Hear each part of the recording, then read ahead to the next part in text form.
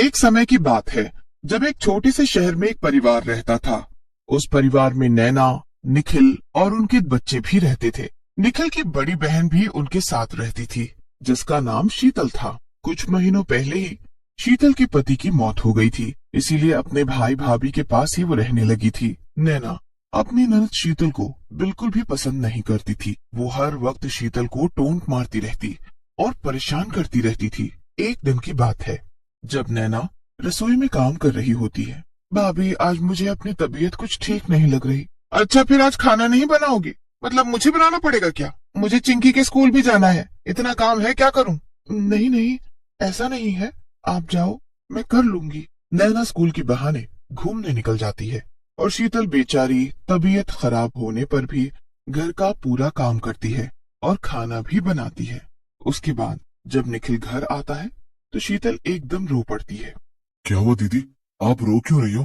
कुछ नहीं हुआ भाई, वो तो बस मेरी तबीयत बहुत खराब है, बुखार है बहुत तेज, और घर का पूरा काम किया तो शरीर कांप रहा है। इतने में नैना बाहर से आ जाती है। निखिल नैना से गुस्से में बोलता है कि उसने शीतल दीदी को काम क्यों करने दिया। हे भगवान, मुझे तो पता भी नहीं इनकी तबीयत खराब है, और मैंने तो इनको कुछ काम करने को भी नहीं बोला।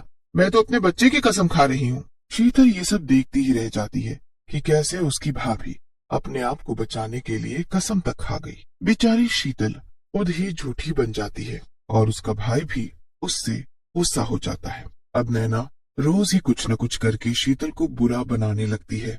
निखिल को भी यही लगने लगता है कि उसकी बीवी सही है और शीतल ही उसकी बीवी के साथ बुरा कर रही है। शीतल बेचारी अकेले में खूब रोती है। शीतल का हर दिन उस घर में गुजारना मुश्किल हो जाता है।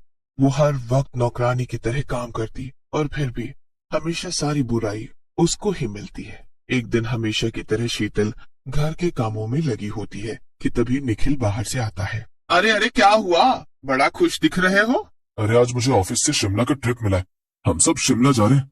अरे वाह, ये तो बड़ी खुशी की बात है। दीदी भी हमारे साथ जाएंगी।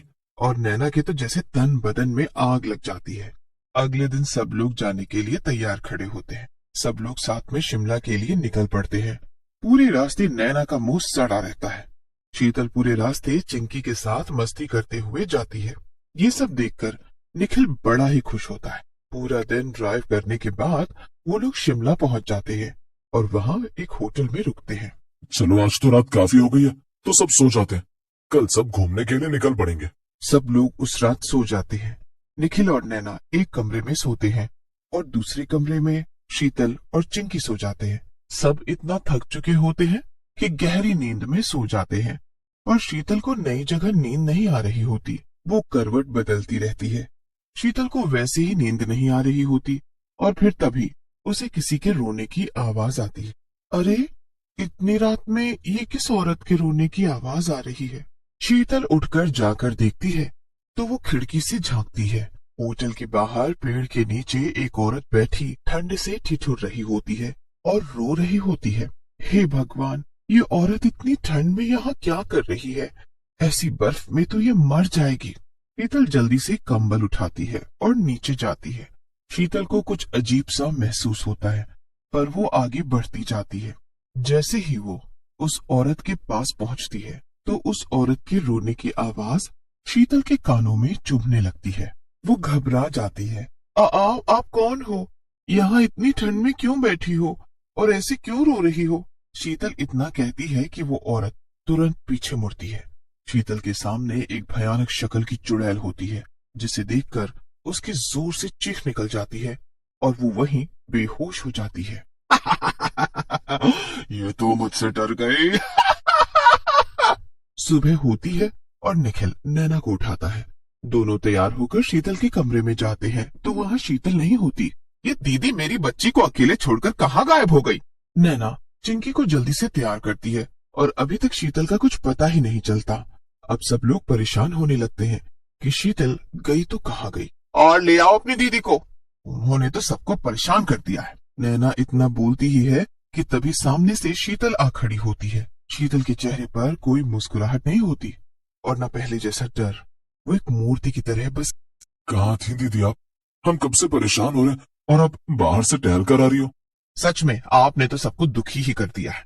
पता है मैं कितनी ठंड में थी। ऐसी ठंड में बैठे हो कभी? अरे ये दीदी कैसी अजीब बात कर रही है, और इनकी आवाज को क्या हुआ है? सब लोग घूमने के लिए निकल पड़ते हैं, पर शीतल एक कोने में बैठी रहती है। वो न किसी से बात करती है और ना एंजॉय करती है। 3 दिन वो ऐसे ही निकाल देती है।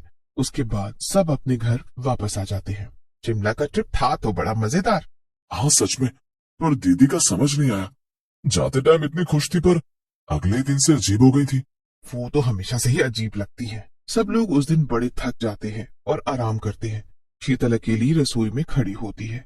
नैना जब पानी पीने रात को रसोई में जाती है तो ऐसे शीतल को वहां खड़ी देखकर हैरान होती है। दीदी, दीदी, आप यहाँ क्यों खड़े हो? नैना की बात पर शीतल कोई जवाब नहीं देती। इससे नैना को उन पर गुस्सा आ जाता है। नैना गुस्से में शीतल का हाथ पकड़ती है।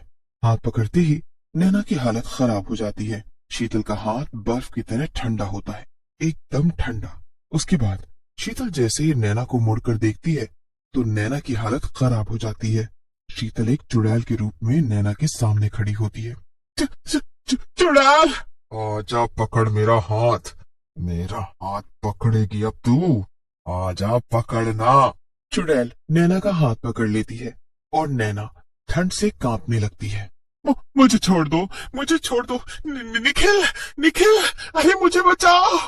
अरे अरे क्या हुआ? बड़े दिन से देख रही हूँ, जब देखो शीतल के ऊपर चिल्लाती रहती है। अब आई मेरे हत्थे, अब तुझे मुझसे कोई नहीं बचा पाएगा। नैना की चीख सुनकर निखिल जल्दी से आता है तो वहां सब कुछ ठीक होता है। निखिल, निखिल, ये दीदी नहीं है, ये चुड़ैल है। चुड़ैल है निखिल, ये चुड़ैल है। ऐसे क्यों बोल रही हो दीदी आप? प्लीज मुझे चुड़ैल मत बोलो दीदी। निखिल मैं सच बोल रही हूँ, जब मैं यहाँ आई तो यहाँ ये अकेले खड़ी थी और ये चुड़ैल है, मैंने खुद देखा। मैं तो पानी लेने आई थी, देखो मेरी पानी की बोतल। तुम इसका हाथ पकड़ कर देखो, बिल्कुल बर्फ है, बर्फ। शीतल खुद ही निखिल का हाथ पकड़ लेती है। क्या सच में मेरा हाथ बर्फ है? निखिल नैना को साथ लेकर जाता है। जाते जाते एक बार नैना पीछे मुड़कर देखती है तो शीतल अजीब तरह से मुस्कुराती है। नैना तो शीतल की मुस्कुराहट से ही घबरा जाती है।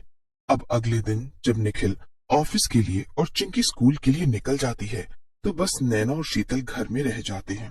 दीदी, मेरे सर में बहुत दर्द हो रहा है, मैं आराम कर रही हूँ, आप जरा घर का काम निपटा लो। तेरी नौकर बैठी हूँ मैं, तेरा काम मैं करूंगी अब। ये कैसे बोल रही हो? क्या पहली बार काम कर रही हो मेरा? पता है ना, मुझसे पंगा लिया तो क्या होगा? ये भाई बहन का सारा प्यार खत्म कर दूंगी। शीतल अचानक चुड़ैल में बदल जाती है और जोर से नैना का हाथ पकड़कर अपनी तरफ खींचती है। लगता है कल रात की बात भूल गई तू। मुझसे पंगा लेगी ना तो बर्फ की तरह जमा दूंगी, समझे? छोड़ो, छोड़ो मुझे, जल्दी छोड़ो मेरा हाथ। कैसे मेरा हाथ जम जाए? अरे छोड़ो मुझे, मेरा हाथ जम जाएगा, बहुत ठंडा है। अरे छोड़ दो मुझे, छोड़ दो। छोड़ दो तुझे?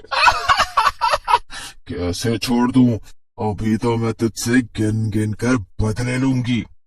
कौन सा बदला? अरे मैंने क्या किया है? तूने तो हर पल शीतल को दुखी किया है। तेरी बारी है, तेरी।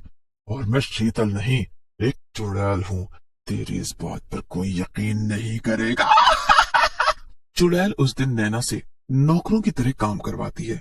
नैना ये बात बार बार निखिल को बताती है पर वो नैना को ही बेवकूफ समझता है।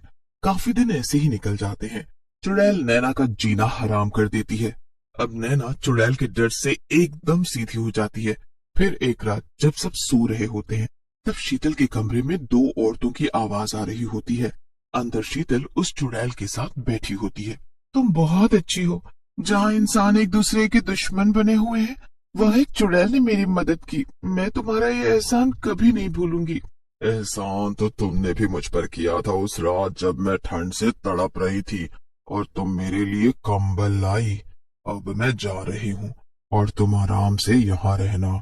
और हाँ, कभी भी मेरी जरूरत हो तो बस एक आवाज दे देना।